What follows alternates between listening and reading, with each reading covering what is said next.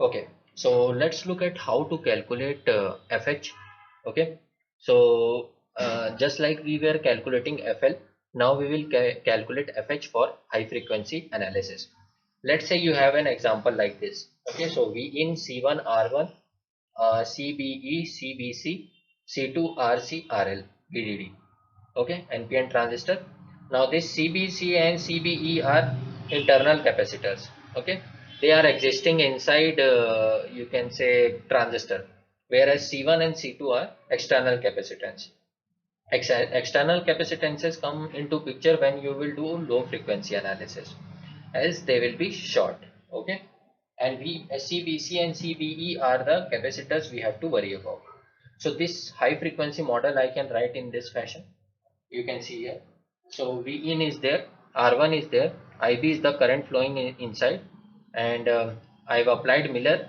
So CBC is converted into CBC dash and CBC double dash, where CBC dash is CBC into 1 minus AV, whereas CBC dash is double dash is CBC 1 minus 1 by AV, and AV is the mid band gain. Okay, which was we calculated minus RC parallel RL divided by RE, or you can write it as minus GM into RL dash. This RC parallel RL is RL dash and 1 by RE is GM. Okay, so you can write in this fashion. So this is your capacitors formed by Miller's theorem, and then CBE is already there. Okay, so this is emitter, this is collector, this is base.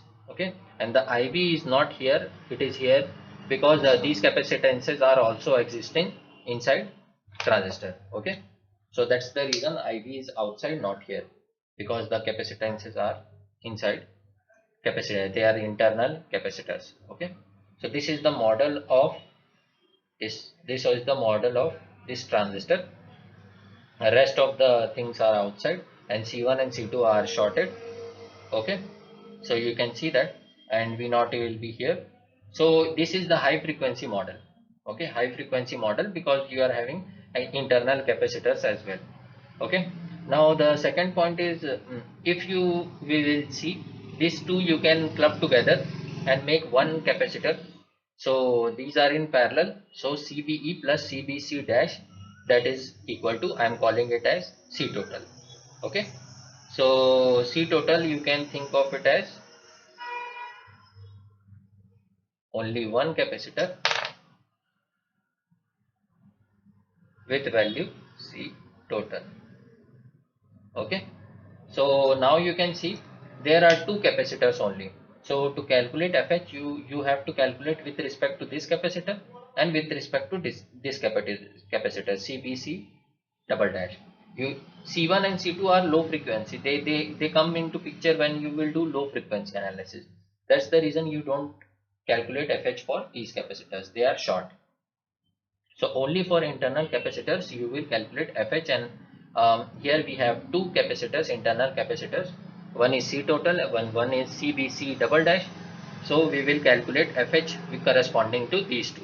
Okay, so FH1 is 1 divided by 2 pi RTH1 C total, and FH2 will be 1 divided by 2 pi RTH2 CBC double dash. Okay, so once we have to calculate with respect to this guy, once with respect to this guy, and out of these two we will choose the best one. Okay, and then we can put it into the our response, the main response what we have calculated, A midband divided by under root 1 plus that formula. Okay, so quickly we will see here. If you will see with respect to this C total, if you will keep open this, and this will be R1, this will be short, Vi is short, then you have beta Re, and you have to look from here. Okay, so you can clearly see RTH1 will be R1 parallel beta Re. Okay, similarly you can see, you can calculate for this guy. Okay, and this part, when you will calculate RTH1, this part will not come into picture. Okay, so that's the reason I have not drawn this part. Okay, then if you will calculate RTH2 with respect to this guy, so you will keep open. This is CBC dash double dash RL dash, then here you actually I should have made one R naught as well. Anyway, no issues. So this will be open. This is a current source because IB will be open. Okay, if you will short this V in, IB will be 0. There won't be any current here. Hence that's the reason this will be open, and that's the reason this is open. Okay, so RTH2 will be infinite. This I can write it as infinite parallel RL dash, which will be RL dash. Okay, so that is how you calculate RTH1 and RTH2.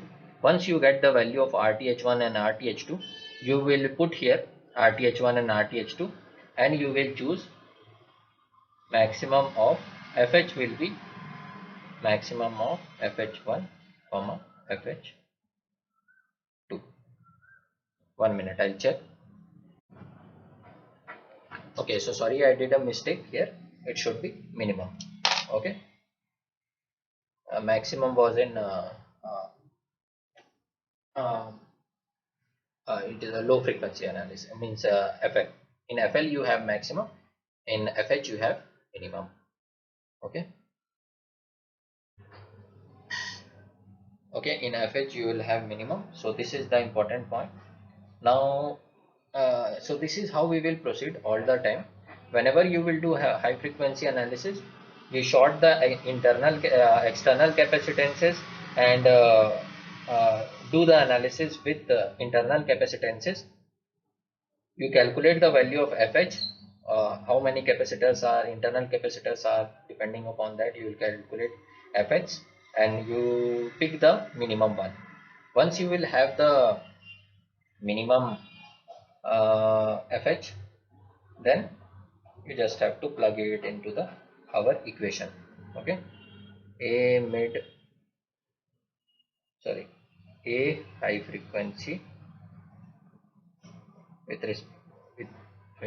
depends upon frequency, A mid, let's say magnitude, so this will be magnitude under root 1 plus F divided by FH whole square.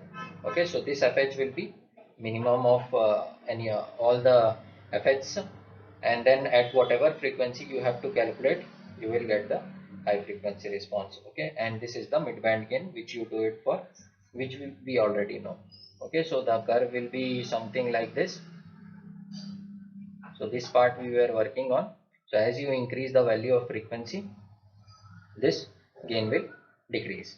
Okay, total gain will decrease. So that is the total frequency response of BJT.